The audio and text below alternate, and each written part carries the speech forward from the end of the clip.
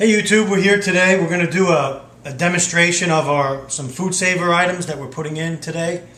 And what we're doing this morning is we're doing some potato flakes and some black beans. This is the finished product, black beans and potato flakes. We found that the size bags that we're using are about 8 inches. So we're pre-measuring our bags. We're sealing the bag first on the food saver machine, which is right here, just a basic machine.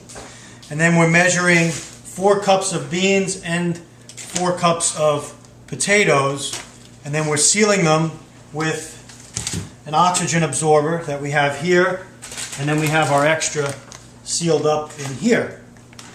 The ones we're using are in the jar.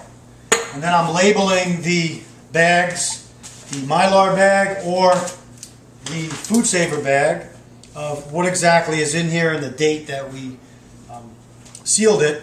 And then we're going later on to show you how we store them in our buckets, our 6-gallon and 5-gallon buckets for long-term storage. So we'll be back in a minute and we'll give you a demonstration on how we're sealing these bags. Okay, we're back. We're back with Mrs. Prepper, Barbie, the greatest female prepper in the United States. And she's going to demonstrate to you, number one, sealing off the end of a food saver bag. Places it on the strip, locks down the food saver, presses the button, the machine will do its thing, the green light will come on, and once the seal is completed, the machine will stop.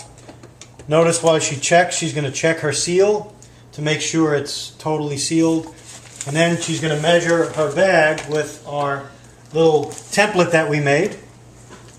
Because right now we found for what we're bagging today, about an 8-inch size bag is going to hold 4 cups. She marks it off, and then she's going to measure out her product, or actually she's going to cut the bag, then measure out her product. And incidentally, you want to keep your area clean. You want to make sure your hands are washed. You could use rubber gloves if you want. If you're sick, you probably want to use a mask. But today, for demonstration's sake, we're just showing you here. We have our product, potato flakes, in the bowl. She's measuring out 2 cups. This is a 2.5 cup measuring cup. Okay, I'm going to assist her here because I'm assistant prepper. I got a little spoon, little measuring spoon in there for when your product runs low. Kind of just add some more product with the spoon, which she's doing now. Isn't she great, guys? She should be on TV. She's better than Giada. And she's prettier than Giada. Okay, oxygen absorber I will get. Where did I put them? Here they are. The ones I'm working with I have in a small jar. Take them out. These were just purchased. Seal the jar back up. Now she's going to place the bag curl side down into the food saver. Get it in there just right. Make sure it's even. Lock your side locks. Press your button. And you kind of know when it's working right away as you see the bag suck down. Green light's going to come on. It's going to do its seal. And then Mr. Anthony Prepper is going to label it. Double check it, make sure it's done, and there's your finished product, 4 cups of product, and I'm going to label it. And so that's what we're doing. And when we come back, I'm going to show you our finished products and then loading them into the 5-gallon bucket with the Gamma Seal lids for long-term storage. We'll be back in a minute. Okay, here's some of our finished products that we have today. We have a 6-gallon bucket from Emergency Essentials. You obviously could use a 4, 5, or 6-gallon bucket that you've got in your hardware store, Home Depot. They look like this orange one here. They're a couple, $3. I happen to have a Gamma Seal lid on this one, but you could buy the $1 lids that you just pound on.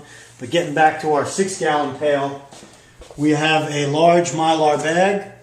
We're going to load in our product into the bucket, and we're going to screw down our Gamma Seal lid onto the bucket, and then we're going to label the bucket on the product that's in the bucket. That's as simple as it gets. The buckets can be stored, they can be stacked, and they're for long-term storage. So let's load this up and then we'll get back and show you the finished product. All right, there's the product. Now if you see the pail is not nearly full yet, so I could put some more product in. I'm going to put some more product in. And then later on I'm going to, as I continue making individual products, I'll add more. And then I'll seal this down and apply the lid. I want to just show you the finished product. And you'll have your bucket with your product in it.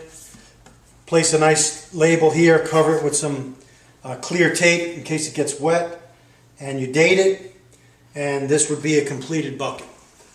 And that's as easy as it gets to load your buckets. Thanks for joining us. Send us your emails, and thanks for your support. God bless.